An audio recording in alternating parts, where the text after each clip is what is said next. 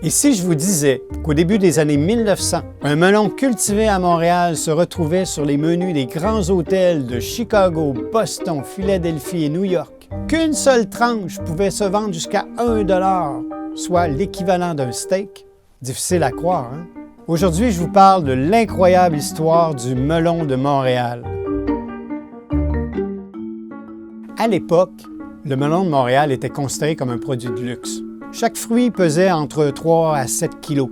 Sa chair était verte et son goût faisait penser à la muscade, d'où son nom en anglais de Montreal Market Muskmelon ou de Montreal Nutmeg Melon. Le melon de Montréal était déjà cultivé par les Jésuites en 1684, sur les flancs du Mont-Royal, dans un secteur qu'on appelle aujourd'hui Notre-Dame-de-Grâce. On l'a nommé melon de Montréal seulement en 1870. Quelques familles le cultivaient, dont les Descaries, qui ont donné leur nom à l'autoroute qui sillonne le secteur. Le melon de Montréal nécessitait beaucoup de soins pour arriver à maturité.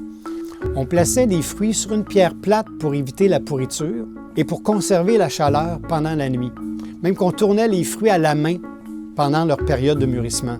En raison du développement urbain sur l'île, de l'absence de relève et des coûts de main-d'œuvre, on abandonne à partir de 1950 la culture du melon de Montréal. A-t-on perdu la souche authentique du melon de Montréal? Bien, peut-être pas.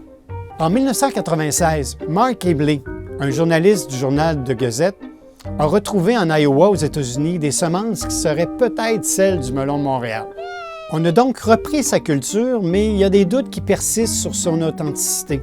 Le fruit d'aujourd'hui est beaucoup plus petit que celui de l'époque. Il est possible qu'il se soit hybridé avec d'autres melons, ce qui lui aurait fait perdre certaines caractéristiques d'origine.